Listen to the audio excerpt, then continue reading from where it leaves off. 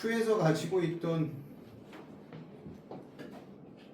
위치 에너지에서 여기서 뭘 빼주면 돼요? W2를 빼주면 되겠죠? W2를 빼주면 뭐가 나오겠어? S에서 가지고 있는 운동 에너지만 나오겠죠? 이때는 위치 에너지 없으니까요. 이게 어떻게 돼? 그러면 2분의 1 mv의 제곱이 될 거잖아. 아, v0의 제곱이네요. 이런 식으로 놓고 풀면 되겠죠? 그러면 W2는 몇이 나올 거냐면 이 전개하는 건 해보세요.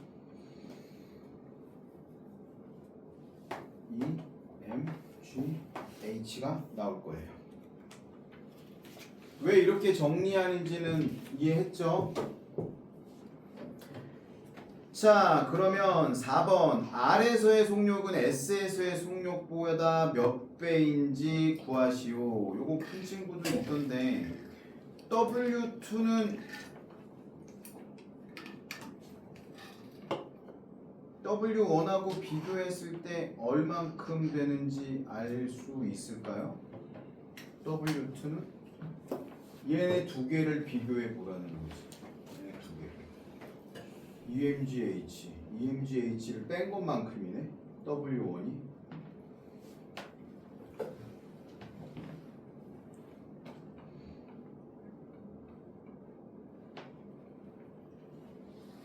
(2분의 3 mv 제로의 제곱 마이너스 EMGH) W2는 EMGH.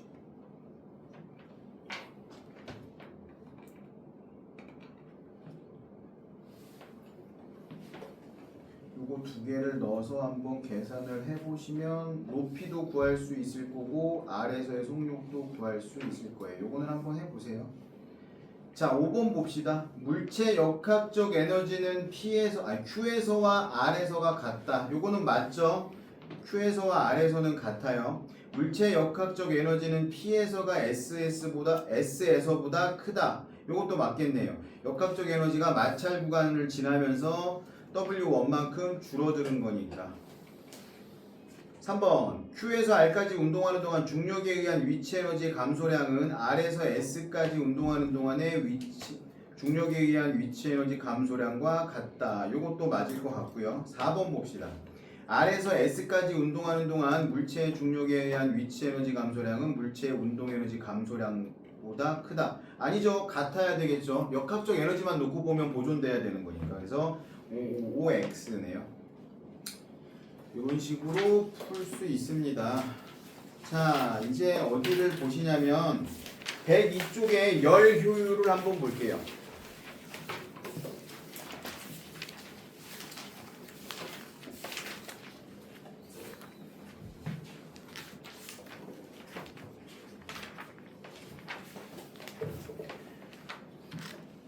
에너지 전환의 방향성이라는 이야기가 나오거든요. 에너지가 전환되는데 방향성이 있다라는 거. 자, 보세요. 가역 현상하고 비가역 현상이라는 게 나오는데 이거 원래 예전에 화학에서는 가역 반응, 비가역 반응이라는 현상으로 나왔었어. 가역 반응은 뭐냐면 완전히 되돌아갈 수 있는 거야. 그러면 그 그림에 나와 있는 전자 같은 애들 봐봐. 왔다 갔다 하면서 왼쪽에 있던 게 오른쪽으로 갔다, 오른쪽에 있던 게 왼쪽으로 갔다, 왔다 갔다 할 수 있죠. 자연스럽잖아, 그렇죠? 근데 비가역 현상이라는 건 완전히 돌아갈 수 없는 걸 이야기하는 거죠. 대표적으로 뭐가 있겠어요? 내가 종이를 태울 거야. 얘는 종이였는데 종이에 열을 가했어. 그러면 어떻게 되겠어요? 타고 재가 남겠죠? 재와 열이 되겠지. 이거 되돌릴 수 있는 반응일까? 재를 모아놓고 열을 뺐으면 차갑게 얼리면 얘가 다시 종이가 되지는 않을 거잖아. 그쵸? 이런 반응들을 비가역적인 현상이라고 합니다. 그 자연에서 일어나는 건 대부분 비가역적인 현상이야. 예를 들어서 그 책에 있는 것처럼 뜨거운 물에다가 이게 80도 정도 되는 물이야. 근데 여기다가 내가 20도짜리 물을 부을 거야. 한 컵을. 20g이란다. 20도짜리 물을 부을 거야. 그러면 얘가 80도보다는 조금 낮아지겠죠? 이게 자연스러운 현상이잖아. 둘이 온도가 섞이면서. 근데 내가 80도보다 조금 낮은 물을 막 어떻게 해가지고 20도하고 80도로 분리할 수는 없을 거야. 일반적인 경우에. 그렇죠? 그래서 이런 것들도 마찬가지로 비가역 현상이라고 볼 수 있고, 한쪽 방향으로만 일어나는 걸 비가역 현상이라고 해서 되돌아올 수 없는 거라고 생각하면 됩니다. 이런 반응들 있지. 뭐 물이 리퀴드인데 얘가 솔리드가 됐어. 온도를 떨어뜨리면 솔리드가 되겠죠. 근데 이 솔리드를 어떻게 열을 가하면 다시 리퀴드가 될 수 있겠지. 이런 것들은 가역 반응이에요, 비가역 반응이에요?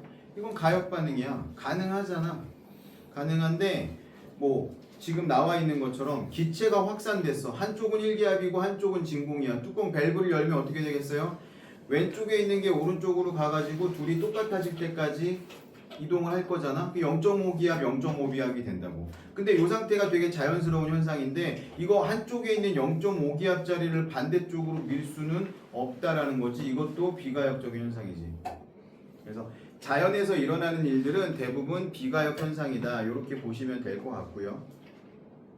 밑에 있는 박스를 한번 볼 건데 진자 운동의 에너지 변환 법칙이거든요. 공기 분자들이 잔뜩 있고 그 안에서 진자가 움직이고 있어. 그러면 이 진자가 어떻게 되겠어? 계속 움직이지는 않겠지. 언젠가는 서게 될 거야. 그쵸? 근데 설 때 얘가 움직이면서 공기들을 자꾸 마찰하니까 공기의 마찰에 의해서 얘가 점점 멈추게 되는 거잖아. 그래서 멈췄어. 그러면 이 진자가 멈췄다라고 하면 그 안에 있는 공기 입자들은 어떻게 됐겠어? 에너지를 받았으니까 우리가 정확하게 산정할 수는 없겠지만 온도가 올라가 있는 상태겠죠. 그렇죠? 근데 이렇게 온도가 올라가 있는 상태야. 공기 분자가 온도가 올라가서 굉장히 무질서하게 에너지를 많이 가지고 움직이고 있는데 그렇다고 해서 시간이 지나면 이 공기 분자들이 진자를 밀어가지고 자기들은 온도가 낮아지면서 진자가 갑자기 움직이게 할 수 있을까? 이거 불가능하다는 거지. 왜 그러냐면 진자는 크기 때문에 얘가 움직이면서 공기 분자들의 영향을 줄 수 있는데 공기 분자 하나하나는 너무 작기 때문에 얘가 커다란 진자에 영향을 줄 수 없다라는 거죠. 그래서 연력학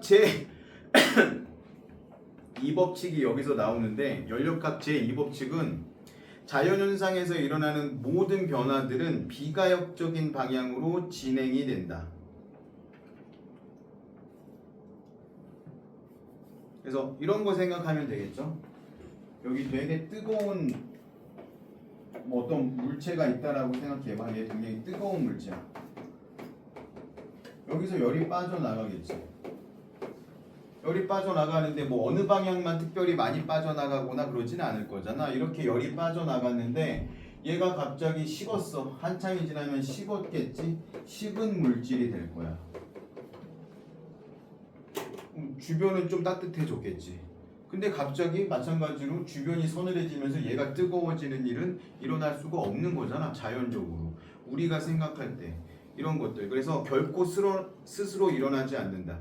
열은 퍼져나가는 형태로 진행이 되지 이게 되돌아오지 않는다. 이게 연력학 제2법칙입니다.